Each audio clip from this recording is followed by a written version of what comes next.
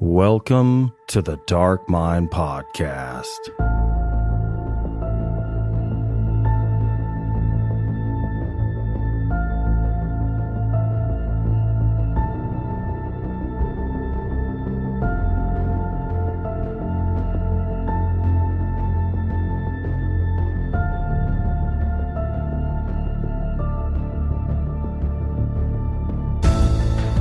Friends and familiars, thank you for tuning in to another episode of the Dark Mind Podcast, where we explore the boundless realm of dark literature and film. On today's show, I have a writer that hails from the hauntingly beautiful yet sinister landscapes of Louisiana. He's joining me today to discuss his latest novel entitled A Dark and Endless Sea. So without further ado, join me as we delve into the dark insight of Blaine Daigle.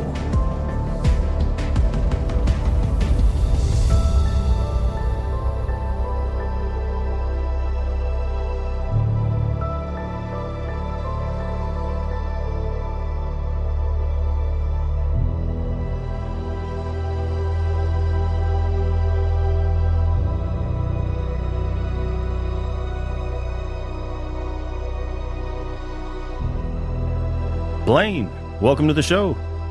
Hey, thanks for having me back. Absolutely. What is this, 3 times now? 3 times, yep. Outstanding. Well, thank you for joining me on this 29th day of April 2024. I feel very fortunate to be at the receiving end of the steady flow of advanced reading copies from your prolific output of a blend of Southern Gothic and rich folk horror. Your newest work, entitled A Dark and Endless Sea, did not fail to amaze me with the dark world you created that was far from land in the middle of one of the most dangerous bodies of water doing one of the most dangerous jobs. Add in some intense psychological horror, and you've got one hell of a story. So as always, I'm glad to have you on the show to see if I can get into the dark and endless narrative of this story. Awesome. I'm glad you enjoyed it. Well, the book is about a man named Whit Rogers who finds himself on the Alaskan coast amidst horrific nightmares and severe memory loss. He finds a note left for him in his motel room containing information about a job on a crabbing boat in the Bering Sea, much like the show The Deadliest Catch. The note tells him that if he sets sail on the boat, he will find the answers that he seeks. And once he gets to the boat, he notices that 2 men, a man in a blue slicker and the captain himself, seem to recognize him as if they already know him. So Whit boards the boat, and that is where the story begins. So in your last 2 novels, you went from the Yukon down to Louisiana and then back up to Alaska. What drew you back to writing about this particular area? The Bering Sea, really. You know, when I was thinking about this kind of story and where I wanted to set it, I knew that this kind of story couldn't be told on, you know, the equator or in some tropical sea somewhere. This had to be somewhere dangerous, somewhere dark, and somewhere that kind of, you know, exudes that atmosphere. And the Bering Sea just checks all those boxes.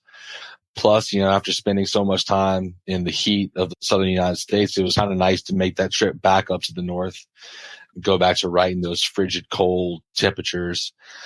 And I think that, like I said, when we talked about the broken places, just that kind of far north, kind of away from most of what we would consider like, you know, civilized areas or whatever, it really does create a really, you know, claustrophobic feel, despite being out in the middle of the open sea. And that was just something I really, really wanted to explore. So what are the characteristics of the Bering Sea? I mean, obviously it's freezing. Is there something about its location, its surrounding land masses that make it turbulent, you know, specific things that make it really dangerous? I mean, I'm not a geologist, but I'm pretty sure the depth of it, it's very shallow. Mm-hmm. It's not a very deep sea. And when you get into the Bering Strait, which is the part where, you know, Russia and the Alaskan coast are separated by like 9 miles or something like crazy like that. it gets exceptionally shallow. And when that happens, all those swells really affect the surface more. And then you have just the weather that's so unpredictable, you know, in that part of the world, whether you're looking into the Alaskan coast or Siberia and Russia and all that. So it's almost just like this perfect storm of circumstances that allow just really turbulent conditions, whether it's the water or the weather.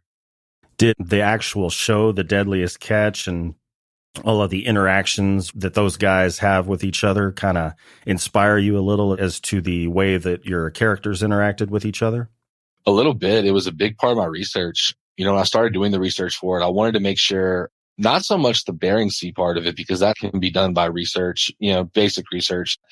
But I wanted to make sure I got what being on that ship was like, what the camaraderie between people who are doing that kind of work was like. And, you know, I did the typical stuff. I read interviews, all that, but it was watching Deadliest Catch. I really sat down and I was like, all right, you know, let me see how these people interact. And from there, I kind of learned, you know, what are the hierarchies on a ship like this? What is the expectation in terms of pace, in terms of output, in terms of rest? So yeah, it was a huge part of my research process.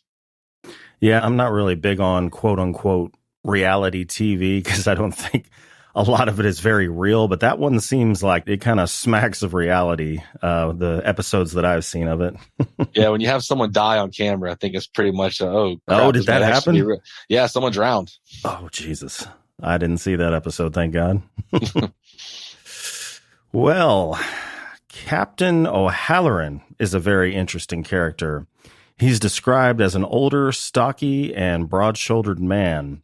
There is something about him that conveys a very commanding presence to which even the most stubborn of deckhands fall in thrall. How old is Captain O'Halloran, and how did his appearance and demeanor influence the people around him? Because even the description of his voice, it almost sounded like it was the booming voice of God. Yeah, so O'Halloran is around late 50s, early 60s. And, you know, he really, it's funny. It's, you know, it's on the sea, so it kind of works. I modeled his appearance off Ernest Hemingway. Oh, nice.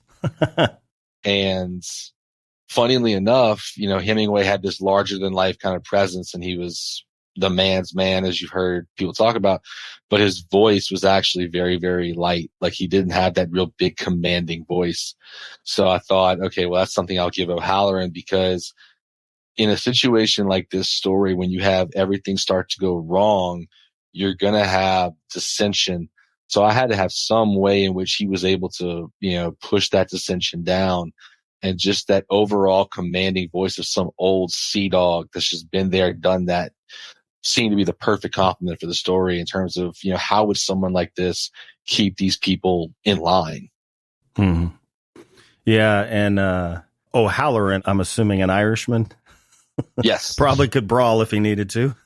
Absolutely. Regardless of how old he is. Yeah, just give him a little bit of Jameson. He'll be all right. Well, Justin, one of the deckhands, provides Wit with weather-appropriate clothes and gives him a rundown of the lay of the land, or lack thereof.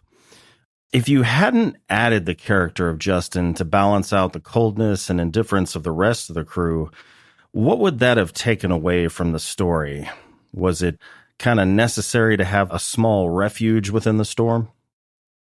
Yeah, absolutely. Especially when there's really three of the deckhands that are at the very least accepting. And with one of them, Riley, you know, his acceptance doesn't come till much later in the story. He's initially very, very cold. So I needed someone like Justin who could essentially act as a shoulder to lean on in that situation early on, because otherwise, you know, where does the story actually go? You know, if Wit is just surrounded by people that are openly hostile to him, not willing to help him, then does the story really have any momentum, or is he just going to sit there and wallow in his own pity for 150 pages until the actual events start to kick in? So Justin being sort of that intermediary, especially between Wit, the inexperienced greenhorn, and the experienced sailors, sort of is what allowed the plot to move in that early part of the story. The more you write, is it easier for you to not write characters per se, but more kind of create them in the sense that you can like identify with them emotionally? Kind of like from Hannibal, was it not Jack Crawford? What was Will Graham? He would take on the emotional state of the killer to understand them and, figure out where they made mistakes. Are you kind of more identifying with characters than using more of like a technical means to create the character? Yeah, I think so. And I think that's a big reason why, if you look at any of the books that I've written, I don't find that my characters are so shockingly different in their personalities, because I feel like if I try to make them so different and unique from each other, then I feel like I end up just making caricatures. Whereas when I really try to get into the emotional state of mind, I feel like they come across more like real people. And real people have commonalities. But in my personal opinion, for how I write, I find that makes the character stronger, just because I feel like I'm not writing a character, I'm writing a person. And to me, that is what, especially in horror, a narrative really needs. Gotcha.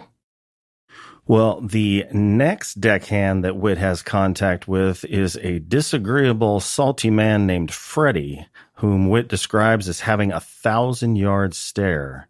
And I'm aware of the 1,000-yard stare, but I don't know that I've ever actually seen it, even though I do work with a guy who did 2 tours in Iraq as a machine gun gunner in the turret of a Humvee. This particular guy, though, he isn't particularly intense. He's kind of the opposite, actually. He's kind of like a happy-go-lucky, like, oh, shit happens, type of guy. So what do you think is at the psychological root of the 1,000-yard stare, and maybe what was at the root of Freddy's 1,000-yard stare? So for me, the 1,000-yard stare has always been, the first time I ever heard about it was in the book The Beach by Alice Garland. And he talked about this character who just had no focus anymore. Like, he had just seen so much stuff that, he was looking almost at nothing, just kind of staring into the void. And that always stuck with me.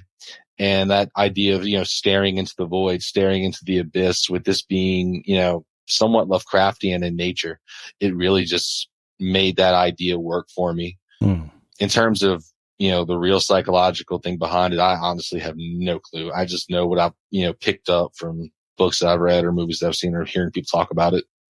So it's more of a real intense attempt at situational awareness, like they're always on edge waiting for... Okay.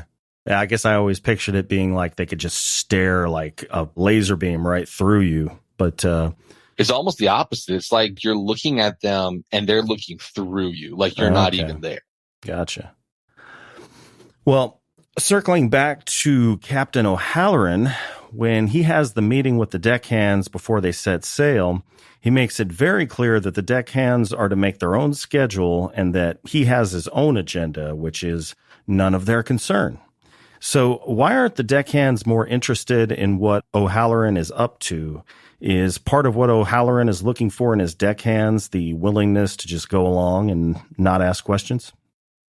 Yeah, a little bit. I don't want to go into spoiler territory, because there's a reason why O'Halloran, is taking them in particular. But for them, in terms of why they don't question it, crab fishing is absolutely grueling work. And anybody who's done it, it's a lot of work. It's not a lot of rest.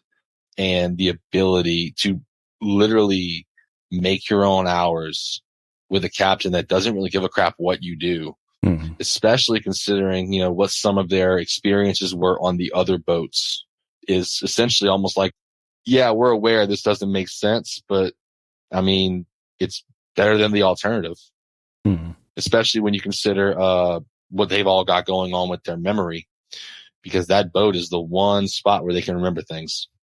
Yeah, I was forgetting about that. You see, that's a memory joke. Not really. No, I was forgetting about that aspect of the story. Yeah, it's kind of the most comfortable spot for them. They can do a job where they have the potential to make some money, and he lets them keep all the profits, right? All of them. All of it. Okay. Yeah. And then they don't have I think when I watched The Deadliest Catch, the captain was always on their asses, like doing everything short of whipping them.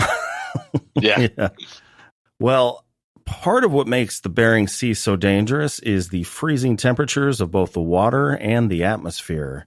You're surrounded by and at the mercy of an element where you face not only the danger of drowning, but also of succumbing to hypothermia almost immediately. You also have the intense confinement of being on a small vessel where all you can see around you is the dark horizon. This is a pressure cooker for psychological turmoil. What did you add to each of the deckhands' personalities to further prime the atmosphere for psychological terror? So what I added was a lot of, individualized trauma as well as paranoia. Because whenever you're with someone in one spot for so long, your mind can go all kinds of different ways, especially when you're out there on the Bering Sea where, you are literally on a boat in the middle of the ocean. There's nowhere to go. So a big inspiration that I took for how some of the deckhands kind of behave toward each other was John Carpenter's The Thing, where you have this very isolated location and you have people going through intense situations. How are they going to react to that? And with this story, those guys were just good old fashioned researchers on a base, whereas these guys are psychologically scarred human beings who are at their wits' end. So how would someone like that respond to the paranoia of wondering if the person sleeping in the bunk next to them has their best interest in heart, or if they're secretly scheming something? So that was a big thing that I wanted to add, was that little dash of paranoia in combination with their emotional trauma of what they can actually remember. And then the nightmares obviously added, an extra flavor into all of that. Well, one of the things I found really eerie was the song that is sung and broadcast over loudspeakers before the ship sets sail. It's explained to Wit that the song is sort of a prayer. Is that something real? And if so, is it something that is practiced today among certain types of nautical groups? It is actually. Not every place does it, but there are a couple of docks where before the boats set off, they will have a prayer sung over loudspeakers across the dock to kind of, wish them well as they go off. And that was actually added in a subsequent draft. It wasn't in the original draft. And the reason why I added it was, later in the story, there are songs that are sung on the sea. And I thought that the first time I heard the prayer, I was surprised by how almost darkly angelic, if that makes any kind of sense, it almost sounded like a really dark lullaby. And given the songs that the sailors hear when they're on the sea, it was a really, really good transition point for leaving the land behind and going into the sea. So that was a reason why I chose to use it. But yeah, it is something that is practiced in certain areas across the world when fishermen go out. Now, is this something you looked up online, like you heard it in a YouTube video or something? On Deadliest Catch, there was a brief snippet of it and it caught my attention. So I went and researched it further. And then that's when I found out more of the lore behind it and why they do it. Is it kind of a religious bent, or is it more just like a strictly spiritual thing? Like, are they using words like God and Jesus, or are they just saying more like... A lot of it is native and a lot of it is just spiritual in nature. I don't think it's really, tied to any one belief system or any one religion, if you want to call it that. The one that I found was based in native lore. Okay. Interesting. Yeah, because I know, don't they say... I think the term Godspeed, regardless of where you're using it, is technically something you would tell somebody that's setting out to sea. Yeah. Well, immediately, Whit gets hassled for being a greenhorn and has to be shown the ropes, as well as have his life saved a couple of times for not keeping his head on a swivel. And the odd thing was that the captain didn't care how much or how little work they did, as we've already kind of talked about, and would keep the ship in areas where they weren't really catching anything. So when they were put in that position, I mean, I know they quit working one time because of a storm that came in, But why would they bother working when they were getting, what are they called, pots with like 1 or 2 crabs in them? Yeah, and that's actually a big point of dissension between some of them, because you have people like Freddie who are just dead set committed to keep doing what O'Halloran wants, and you have people like Riley who are, starting to question, have issues. And I think it boils down to, at that point, not to give a very simple answer, but what else are you going to do? Yeah. like, like, what are you going to do? Jump down and swim back to shore? Yeah. Well, you play cards. And then O'Halloran is not exactly the most approachable person. Yeah. At one point, one of the characters does kind of say something, and O'Halloran puts him against the wall. Yeah. Yeah. I don't really give a crap what you think. This is what's happening. Yeah. Well, the story begins kind of circling back to the beginning in the middle of a horrific nightmare. And once he boards the ship, not only does he continue to have nightmares, but he also starts sleepwalking. He soon finds that everyone else on the ship is having nightmares, but is short-circuiting them by taking edible marijuana, just kind of mixing it in with the food. So does the marijuana have any effect on the mental state of the deckhands? Because I know marijuana has a calming effect, but it is still technically psychoactive. So did it hasten any kind of psychological break for the deckhands? So actually, in my research, I found that marijuana is pretty good for suppressing dreams. Okay. So originally, I always had this idea in my head that the characters were going to take drugs in order to try to suppress that. But whenever I looked up, psychoactive drugs and, things of that sort, what I found was most of them lead to nightmares. Mm. So when I was writing it, that created a big hassle where I was like, well, shit, what do I do here? And I was like, well, let me see, what actually does suppress dreams? And I did the research, and turns out it was, of all things, marijuana, which honestly worked out well. It's the easiest one of them to come across. So they could have, ample amounts. Pretty cheap. Yeah. So, and I was surprised by that, because I never would have thought that was an actual effect of it. I would have figured your dreams would be more vivid, but no, according to the research, it actually suppresses dreams. Don't those drugs like Lunesta and Ambien do the opposite? Make you, even before you fall asleep, yeah. I think it makes you act a little wacky, doesn't it? Oh, those drugs will make you see the kind of stuff that happens in chapter 1 of this month. God. Well, I'm going to steer clear of that shit. Well, upon further discussion, Whit also finds out that the nightmares everyone is having are very similar. And without giving away any spoilers, was this any way a sort of supernatural solidarity that helped Captain O'Halloran reach his destination? Was he, in a sense, sacrificing their mental health to use them as a homing beacon? And the more I think about that question, I feel like there's no way of answering it without creating a spoiler, but good luck. I'll do my best. In a way, yeah. So we talked earlier about the control that O'Halloran has over all of them. Mm-hmm. And in a weird way, one of the ways in which O'Halloran does control them is because of their commonality with the nightmares. It gives them all sort of a bonding agent, something that does connect them. And in a way, it almost makes O'Halloran's job a little bit easier, because he didn't have to control 6 individuals. He's essentially controlling one whole. And, O'Halloran's aware of it. He knows what's going on.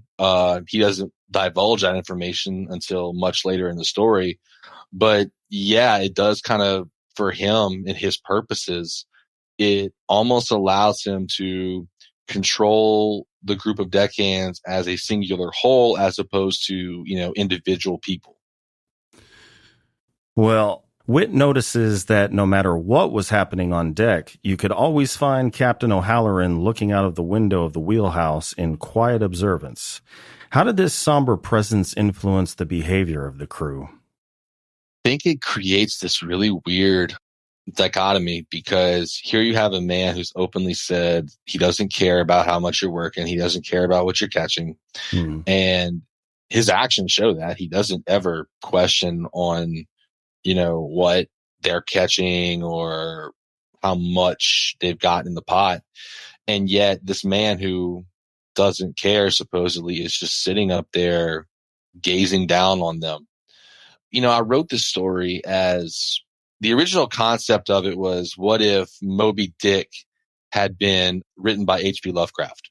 No. And, Lovecraft was known for the uncaring universe and the uncaring gods, and like the idea that, we are just so minute and small. And I always thought of Halloran just being up there, looking down on them, not caring, sort of played on that, uncaring observer, especially when you have the uncaring observer looking down on you from above, and then the sea around you is like the ultimate uncaring God. Like, it doesn't give a crap what you do, who you are. It's a raging ocean. So I thought that in my mind, it created a cool little claustrophobic sense of just, I'm surrounded by things that do not care if I live or die. Yeah. And I guess quiet observance of them, or quiet observance of their location, because he made it really clear that he had an agenda, and it's none of your damn business. So right. I may be looking at you, I may be looking out there. I don't know. And what effect must that have on somebody working a job like that, where the guy who's technically in charge of keeping you safe doesn't give a damn about you? Yeah. Yep. Well, one thing Whit discovers that the other crew members seem not to have noticed is an emerald glow coming from beneath the door to O'Halloran's quarters. This emerald glow was present in the beginning with the man in the blue slicker, and Whit's dreams of an underwater city as well. So what was the significance of giving Whit some things in common with the other crew members and some things that were not, which relegated him to being a bit of an outsider? So I'm going to try to answer that one without spoiling it. But yeah, there's definitely something about Whit that separates him from the others. As much of a commonality as they all do share, there are little minute differences between them. And Whit's differences take on, there's more space between Whit and the others than between the others and each other. And that is, oh God, this was hard to answer. I guess I can say that there is a clear-cut difference between Whit and the others. That clear-cut difference ties into why they're out there in the first place, and the machinations of things in charge of Whit and the others have really no understanding. Listeners at home, you will have to read the book. Well, there is a lot of superstition involved in, I keep wanting to call it sailing. What would be the, I don't know that it's technically sailing. What would be the actual term? I think sailing works. I've heard seafaring is another one. Yeah. Okay. Well, there is a lot of superstition involved in seafaring, at least if all the movies I've seen are to be believed. So when doing research for the nautical aspect of the story, did you come across any interesting superstitious practices? And if so, what were some of them? Yeah, the first one's actually kind of funny. I grew up, I'm a big baseball fan. I played baseball when I was a kid and growing up. And one of the things about baseball is when you run onto the field, you don't step on the chalk line. You jump over it. Well, it turns out that that's actually a big thing in nautical folklore, is that when you're getting on a boat, you do not step on that little sliver of space between where the boat's at and where a dock is at. You step over it. It's like almost like step on a crack and break your mama's back kind of thing. Yeah. You're talking about where the boat is flush up against the dock? Yeah. You don't lay your foot across it. Exactly. Or even if they put like a little walkway, like a piece of plywood over that little crack, you still don't do it. You step over it. Okay. And that was the big one. And I guess that kind of it made me almost wonder, like, is that where we get the whole idea of, stepping on the crack and breaking your mama's back kind of thing, where it was like, that like stepping on that was almost like not severing your ties with the land. And then, obviously you have the stuff like if you hear a song while you're out there, it's a siren, you don't sail towards the song. And that actually I found out comes from the idea of the wind making a noise. And that wind almost sounds like a song. And basically the point of it is don't sail against the wind. Oh, okay. Like don't chase the song, don't sail against the wind. Gotcha. So yeah, those are the two big ones that I thought were really, really interesting. And you have a lot of them that, you hear in movies and TV shows and things of that sort.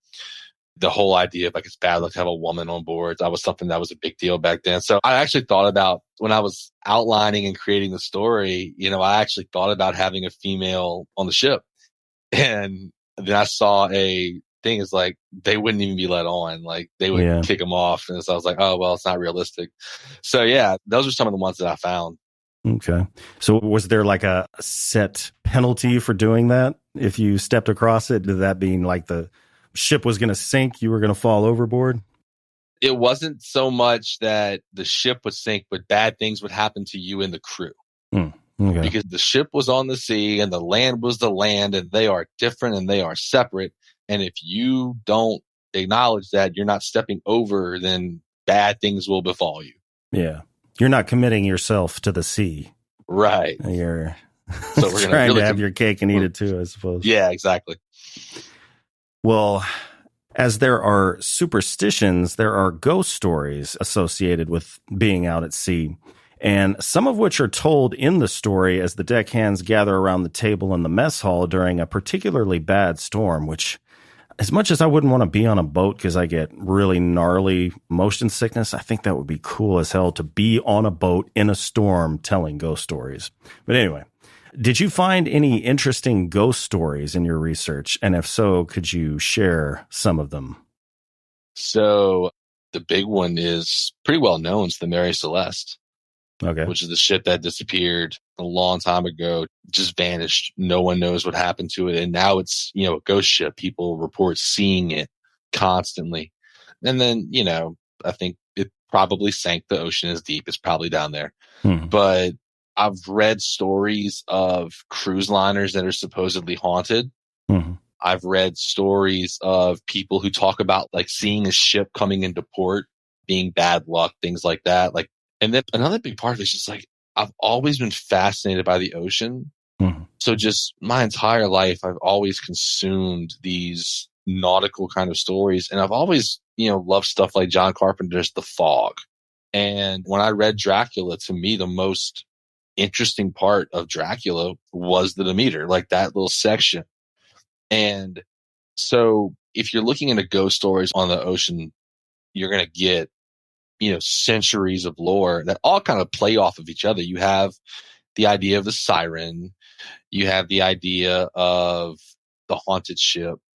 And I was always much more interested in where did those stories come from and why are they told over and over and over again, especially in something like seafaring, where our technology has gotten so much better now that we don't lose ships anymore.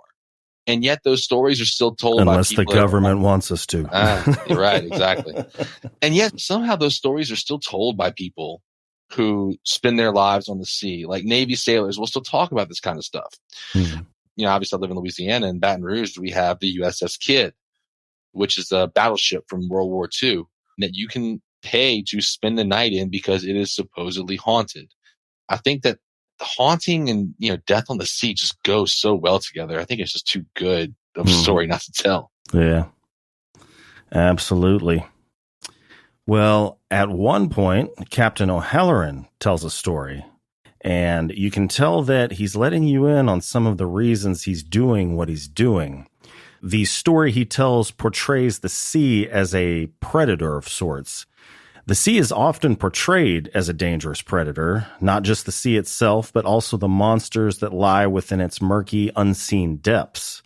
There are all sorts of sea monsters like Leviathan, Cthulhu, and I think Loch Ness is merely a lake, isn't it?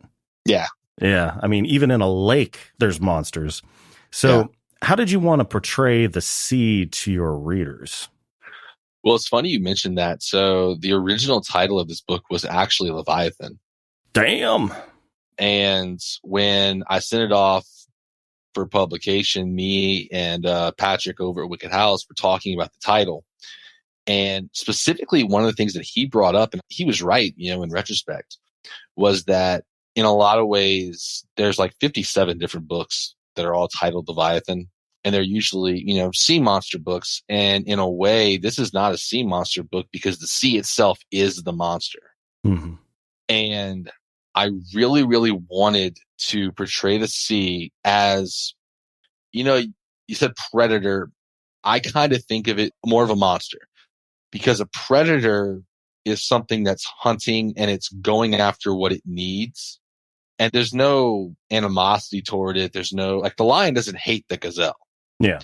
The great white doesn't hate the seal.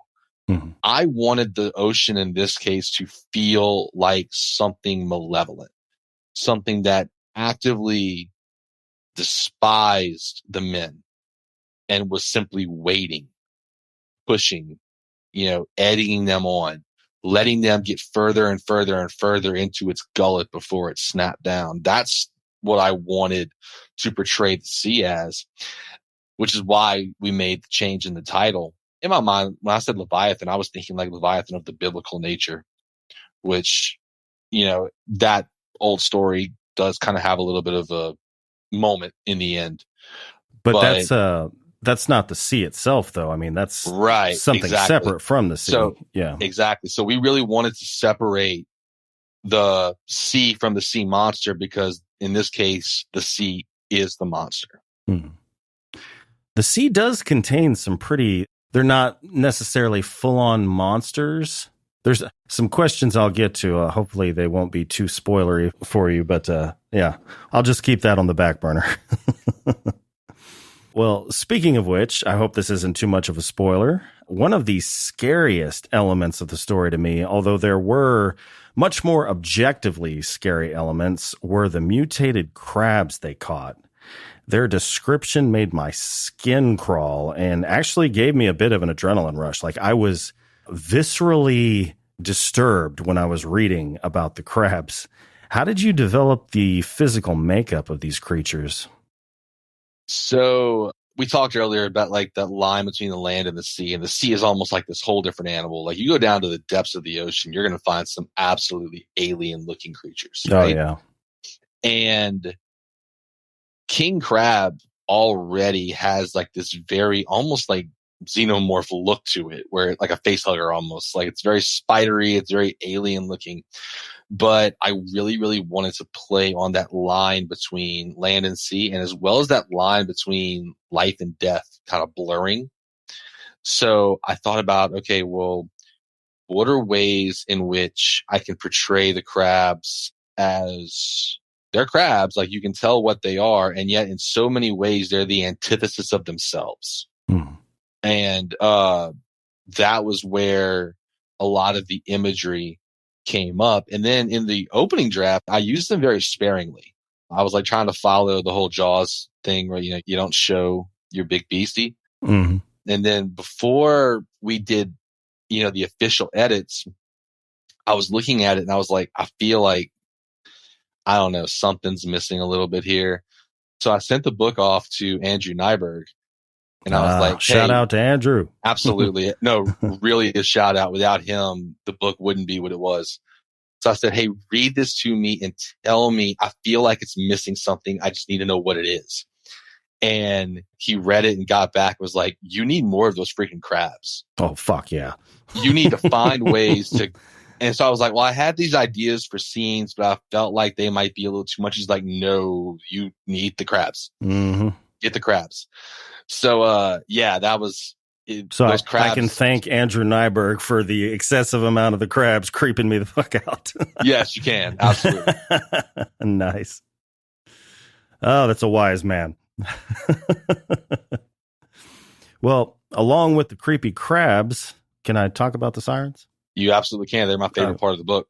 Awesome. Well, along with the creepy crabs were the sirens of the night. And more terrifying than their description was the continuous noise of them scratching against the hull as if they were about to climb into the boat. That was just like, because I mean, at first you're given the description of them, the physical description, so you know what they look like and how they physically operate. And then to hear that sound, you can imagine what it must look like, even though you're not seeing it, and even though they're not seeing it on the boat. And the sirens are an archetype in many stories. What do you feel you added to them that sets them apart from their depiction in other stories? Well, I think in other stories, sirens are often kind of portrayed as the beautiful woman, luring the sailors in. And I didn't want to do that. I didn't want to do the same old thing everybody else has done. So I took some liberties with the siren mythology. And one of the things that I wanted to do differently with them was I said, these aren't women who are singing their songs to lure men. Their songs are almost like a haunted lullaby. They're like a threat, like a reminder that we're here. And I really wanted the sirens also to operate kind of like, let me see if this makes any kind of sense at all, kind of like the fingers of the sea. So when the sirens are scratching and clawing at the outside of the ship, it's almost like the sea itself is doing it. That reminder of that this thing is almost like a living thing. So in a lot of ways, I didn't want to portray the siren as, luring the sailors, because quite frankly, if there was ever a group of people that would not listen to the siren, it's freaking these people. They would be the ones immune to the call. But I think that because of me not doing that, one of the things that I am very proud of in the book is that I feel like it doesn't really fall into the same tropes that a lot of, nautical stories. So we mentioned earlier, these stories are told from centuries ago and they don't really change very much. They're very steady. And I really wanted to do something different. Yeah. Yeah. I read a book where they were, just straight up seductive mermaids. She even described their breasts, which I'm not against, don't get me wrong. But the thing I like about yours is they're so, I was trying to imagine the way you described their eyes being, weren't they really far apart? Yeah. Yeah. There was nothing I'm sure if you caught them out of the corner of your eye, you might be like, oh, what is that? But once you put eyes on them, you're like, that's a little bizarre looking. What's... Well, so actually the idea of the eyes came from, do you remember that movie, The Witch? Yeah. You're talking about the one where the family leaves the settlement and goes out into the woods on their own? Yeah. So the main actress in that movie, Anya Taylor-Joy, she's a gorgeous woman. But one unique feature about her is that her eyes are slightly further apart than I guess you would expect. And there were certain camera tricks. When you look at her normally, you just think she's a very pretty woman. You're like, oh, okay.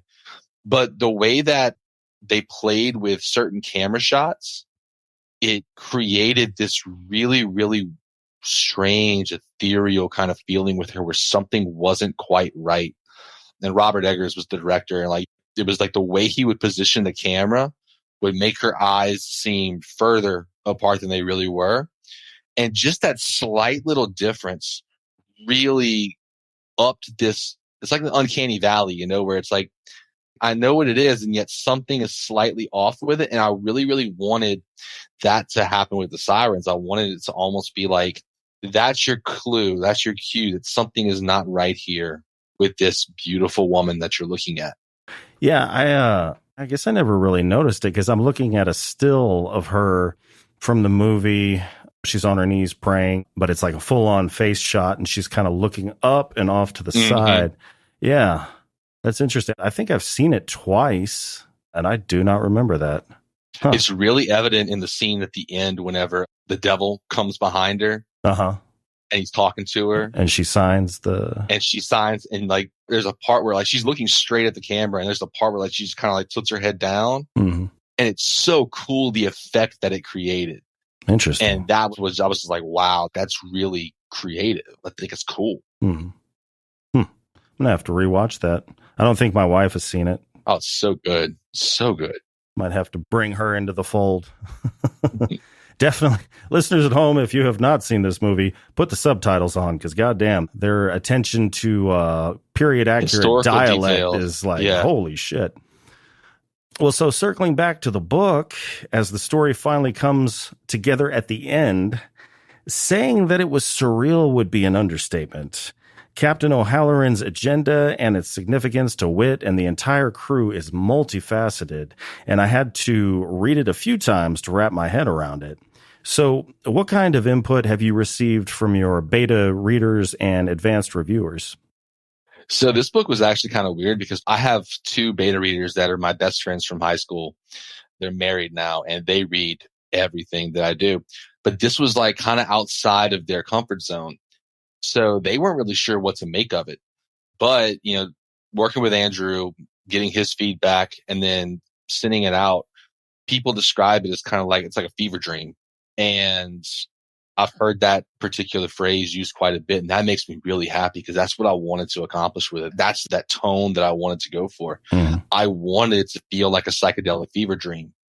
And I wanted to feel like the strands that were connecting the reader to reality were being slowly snipped away until this point toward the end where you just feel like you're floating off into the void.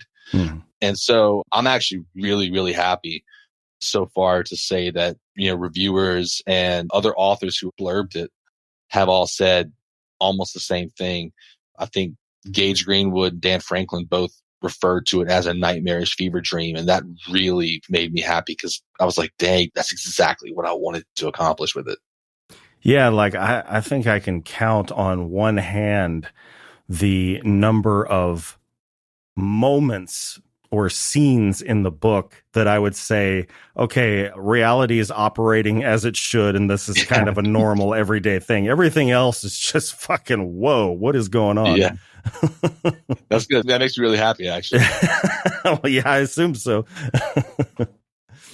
Well, it was a great book with a great ending, written within a dark, compelling world that has been compared to a fever dream, which I definitely agree with. And the world was masterfully constructed. So thank you for sending me a copy of the book to check it out. So listeners at home, buy it, read it, review it. Well, so I know the last time you were on the show, you had other books on the back burner. What are you currently working on? So I am currently working on my last round of my own personal edits for my next book, Ashes of August Manor, which is coming out, I want to say March of next year. So I'm doing the last rounds of that before sending it off to the official editor over at Wicked House. And then I am in the drafting process. I'm actually writing my 5th book, which is scheduled for release next December. So December of 2025. That one is titled Porcelain Lullaby.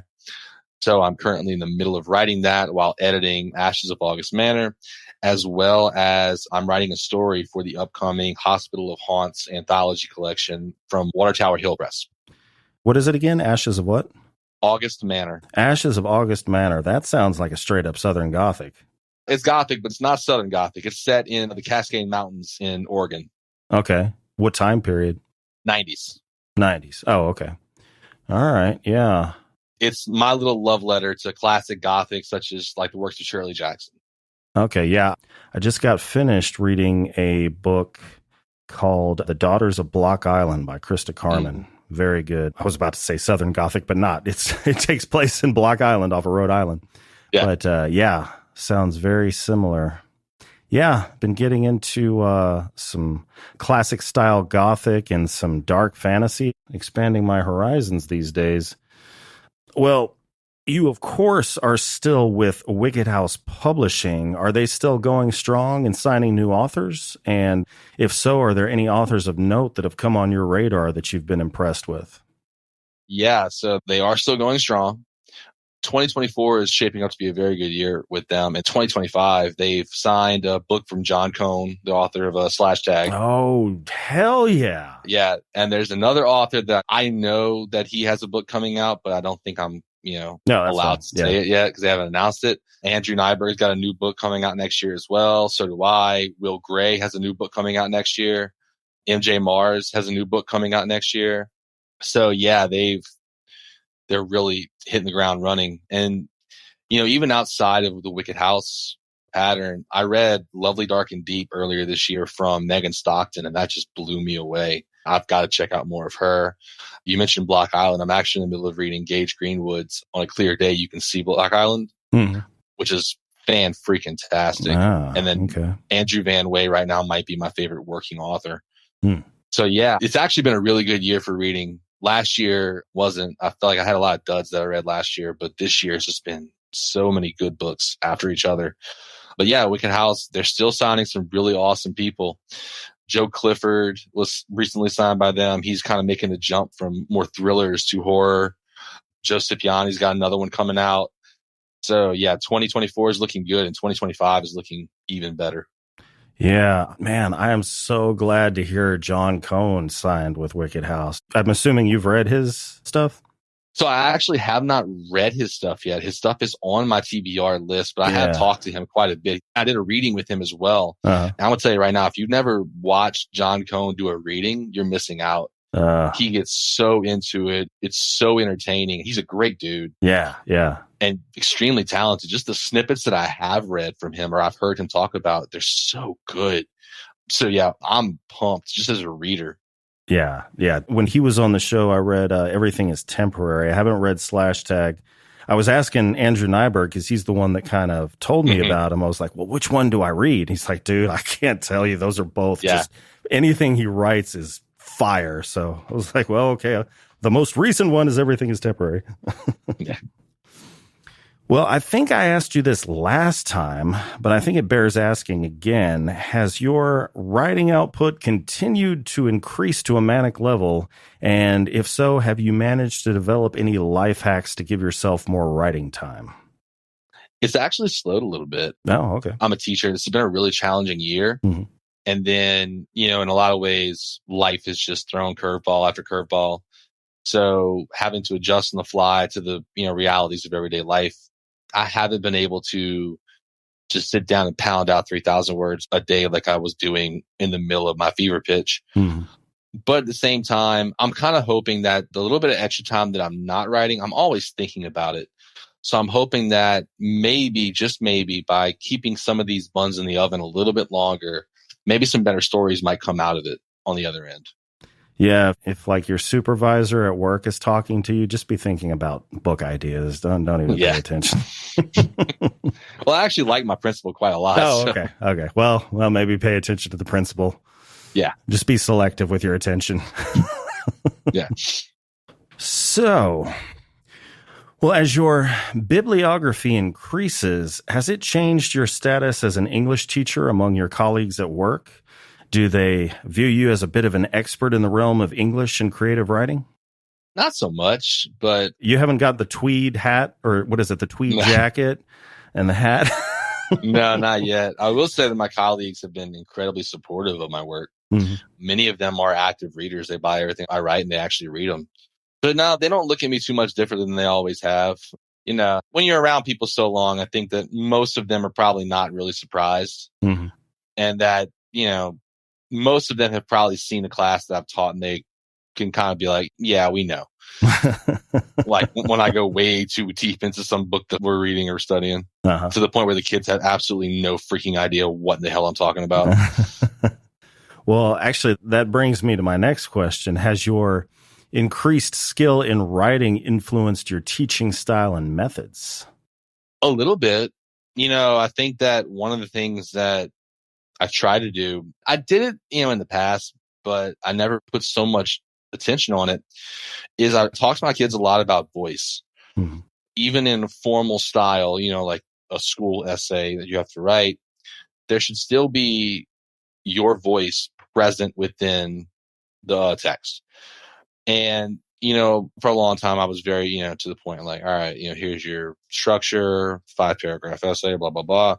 And now, I give my students a little bit more freedom to be like, hey, like experiment with breaking this grammar rule here. Like give it a shot, because I think that in a way we've kind of sanitized a lot of education, and writing should not be sanitized. I'm a firm believer that writing should not be sanitized. It should be unique to the individuals who are writing it. And, being a writer myself, I've kind of learned that is the fact that I think that one of the issues that I currently have with bigger name publishing companies and their releases is so many of them just sound the same. Like you can tell they just have a developmental editor that has a particular kind of story that they like, and they've edited these books down to where they sound, so similar. I just don't think that's healthy as a writer. I do encourage them, hey, like if you're going to break a rule, learn the rule first and know why you're going to break it. But I'm way more allowing of them doing that than I have been in the past. Do you have any problems with, if you assign an essay or some sort of a writing assignment, them using AI? Horribly. Oh, God. What can you even do? I mean, can you kind of identify it based on Yeah. So here's the thing. AI, especially ChatGPT, has its little words that it likes to use. Uh-huh. And for some reason, I don't know why, it's myriad. It loves the freaking word myriad. So I'll get like 20 essays that use the word myriad. And I'll just stand up there and be like, I would give the whole class an A if one of y'all can tell me what this word means. Uh-huh. And they can't. Yeah. Man, that's weird. Isn't there some sort of software you can scan it? Well, I guess, how is it being turned in? Is it like printed on paper or emailed to you? Or they really push utilizing Google Docs now. So like our entire school has laptops, which I don't agree with, but it's what the district wanted. So, and unfortunately, because of that, the obvious solution would be to say, all right, every single one of your essays is handwritten. Then you're going to have a mutiny on your hands, and they can just utilize the AI and then just handwrite it, whatever it said. Yeah. So they have to do it in class right there in front of you. Well, having published 3 novels, and speaking of voice, having published 3 novels, do you feel like you found your voice and writing style? I mean, I know you have it, but do you feel like you've kind of honed it into this, I guess, essence that is uniquely you?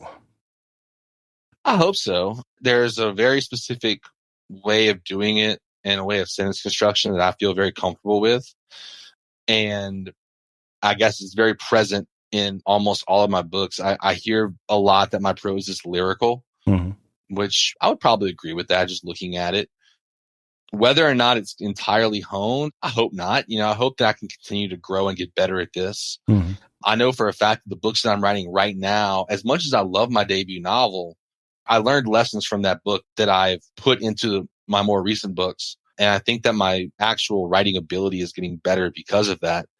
But, I find that I typically like to gravitate toward characters who are traumatized.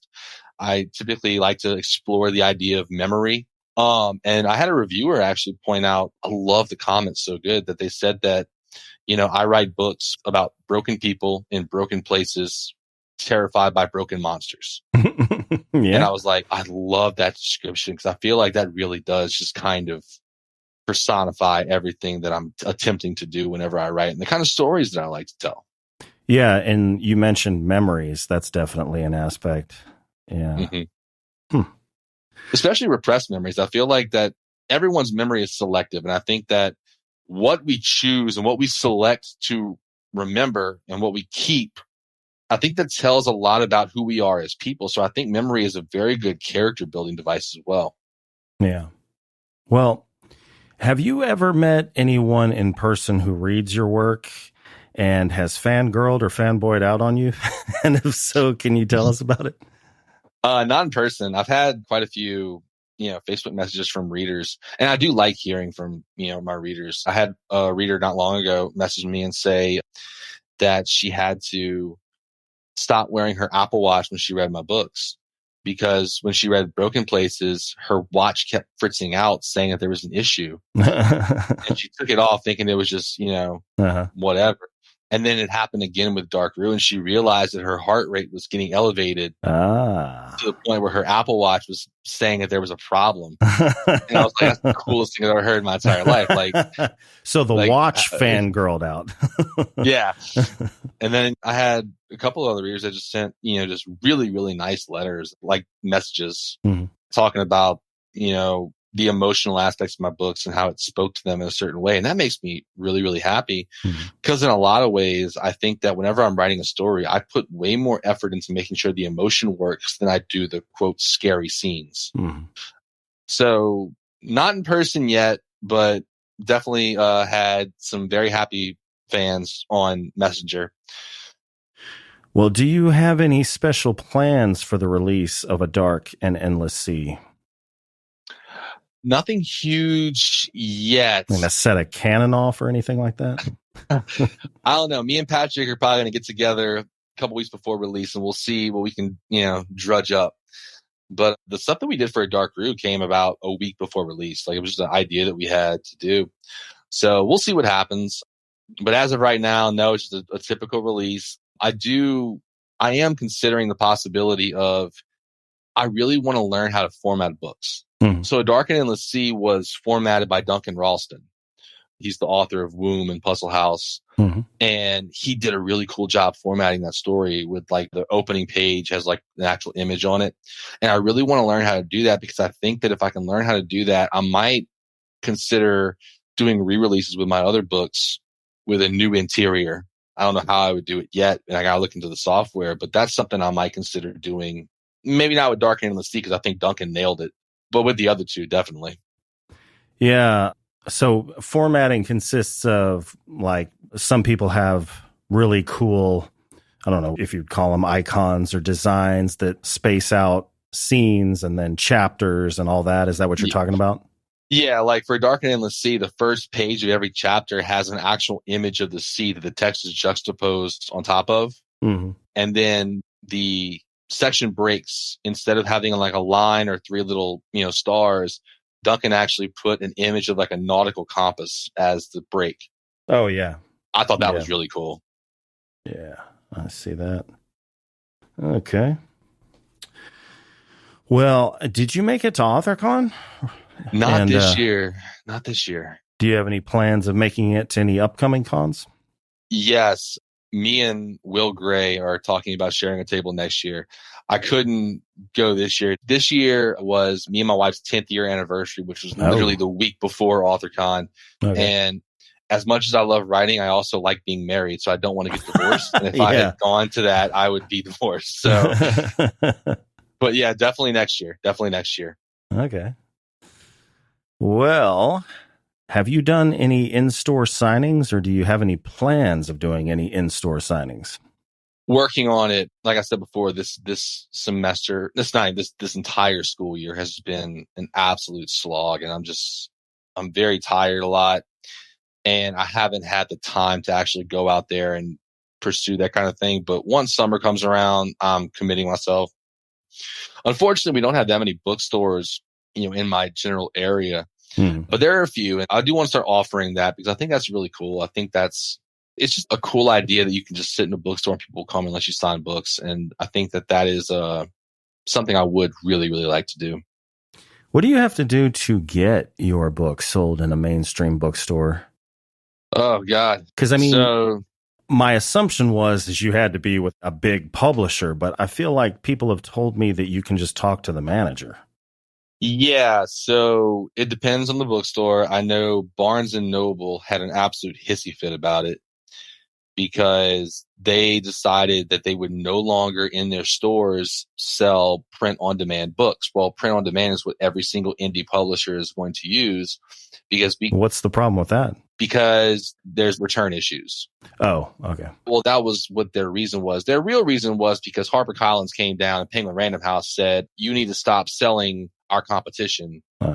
Because if the court case that happened between Penguin Random House, HarperCollins, and the U.S. Department of Justice told us anything, it is that those big five publishers are not doing nearly as well as they claim to be doing. And in a lot of ways, especially in horror, indie is actually outperforming it. So first off, the fact that it's horror and a lot of those bookstores like to turn their nose up at that if it's not Stephen King, that creates a problem. And then you have the idea that they're going to say, well, you can buy it online, but you can't buy it in store. But I'm assuming you probably have a few curators and managers out there that are a little bit rebel. Yeah. And they'll just do it. My closest big bookstore is, I have a Books A Million about 20 minutes away, but the closest Barnes and Noble is an hour and a half away from me. So even just getting out there to go talk to a manager is like it's like a whole day excursion. Yeah. Which is right now time that I just don't have. Yeah. Well, have you ever thought of collaborating with other authors under the Wicked House Publishing imprint? And if so, how? And what kind of brought this question up is I noticed particular authors will get together with one another and each write a novella that they publish in a 2-novella book. So I don't know if I can say it because Okay. the plans aren't final. It's already happening. All right. Enough said. There is another author that Nyberg. Wicked House. I cannot confirm nor deny I know. that. I'm being a dick. I'm sorry. But we have discussed collaborating on a future novel. He came up with the idea. It's really, really cool. And it's definitely something I would like to do. It's definitely something that interests me because I think the idea of combining two voices into one cohesive story is a really cool concept. And I think it's a challenge too. And, I think with writing, you always want to kind of push yourself. And I think that's definitely like a way to push yourself to make your voice work with somebody else's voice. So, I think that that's definitely something that's in the works right now after, book number 5 that I'm currently writing. Whether it'll actually happen, obviously you can't predict this far out, but yeah, absolutely. I would love to do that. Nice. Well, as always, Blaine, it has been a pleasure talking with you. It's been a pleasure being back on. Well, as we bring the show to a close, is there anything you'd like to plug or let your readers know about or reiterate some things that you've already said? Yeah, so as mentioned, Dark and Endless Sea will come out on June 7th from Wicked House Publishing. I have 2 books scheduled for release next year in 2025. This August, I will be one of the featured authors at the Books of Horror Books and Brew event up in Evanston, Illinois.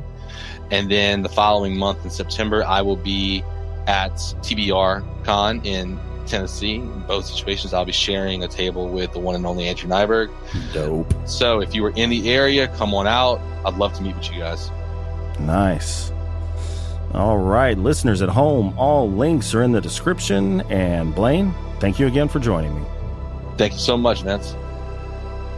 And thank you to everyone that tuned in.